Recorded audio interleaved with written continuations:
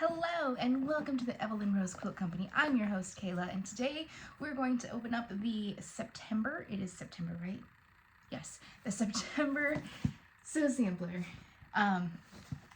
It feels like there's a jelly roll right here just by the squish factor, but let's open this up and see what's inside.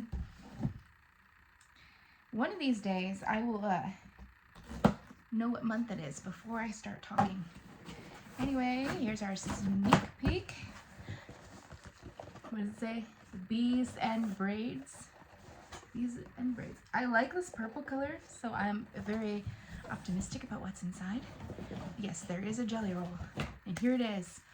Okay, it's not purple. It's blues and what's that, kind of a, not quite a mustardy color. Oh, I don't want to unwrap this because it's not held together by anything but the plastic, but I don't see any way around it. So, here we go. Oh, there's a plastic ring, but again, we're gonna have to take it off. I'll never, ever, ever get it back in here again. Okay, so this is by, it's called Sun Drenched by Sweetfire Road, I think. Anyway, here we go. Pretty. Focus on the fabric, not on the face. Ooh, look at that.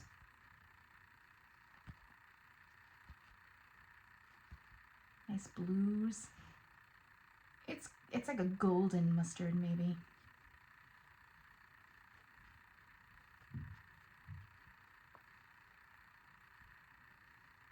I kind of like the little bees. Oops, I almost missed one. I don't know if you can see the little fuzz clouds every time I flip one over, but I definitely see it on my end.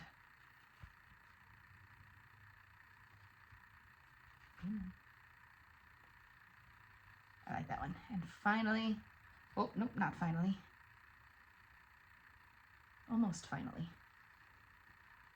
These last two, these two remind me of like a men's shirts. And there we go. I think these are pretty. They're not purple. And they're not this shade of, like that covers purple. Anyway, let's see what else is in here. Triangles on a roll, the 5-inch jelly braid paper. I have some triangles on a roll, but it's not for the braid. It is for something else. I bought it for a specific project and I haven't made that project yet. So create intricate braids with this easy to use paper. Perfect for scraps and pre-cuts, including jelly rolls, layer cakes, fat eighths, fat quarters, and more. Use it for rows, borders, and more. Instruction sheet included. 50 feet per roll. It's a 5-inch wide finished braid row and a 5.5-inch wide unfinished. So, I think we're gonna do something with the braid. What do you think? All right, back in the box. That's our product guide. A notebook. It is the Quilt Project book. Let's go ahead and open this up. Right in between these.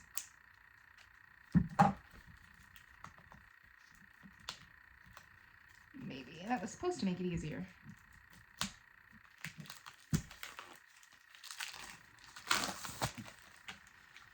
All right, nice light blue cover. And the inside are pages like this, and they say the quilt name, the fabric, designer, pattern, who it was quilted by, how big it is, when you started it, when you ended it, and whether or not it's done. I kind of like these. I don't know if you've seen back here how many project boxes I have. They have Post-its in there with what pattern I'm going to use. Unless it's a loose pattern, then it's in with the box or in with the project. But I like these.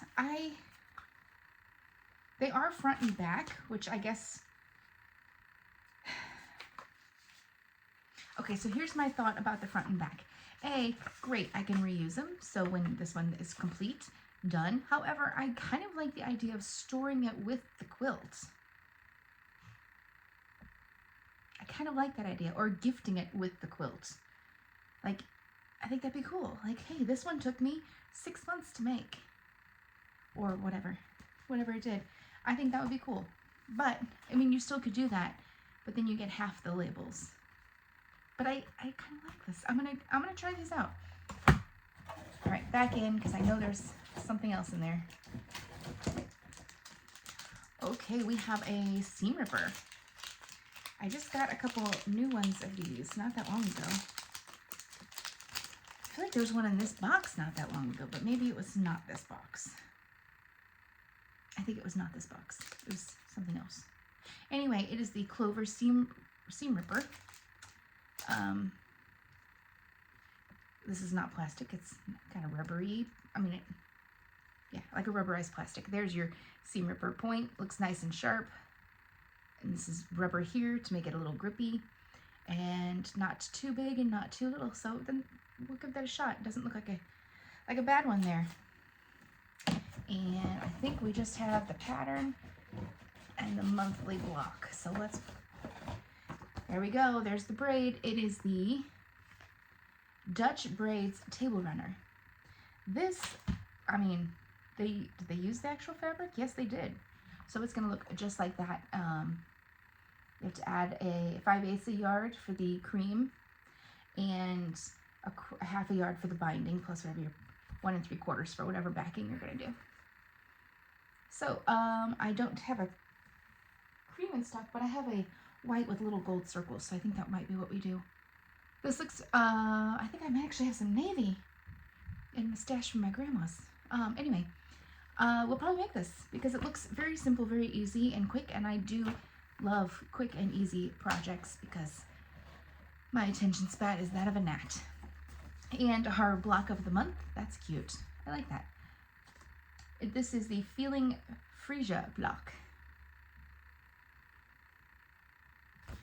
And that is everything inside. Let's look at our alternate pattern. That is actually pretty also. I like that too. Well, now, I don't know. I think I'm still going to do the braid, maybe. I think so.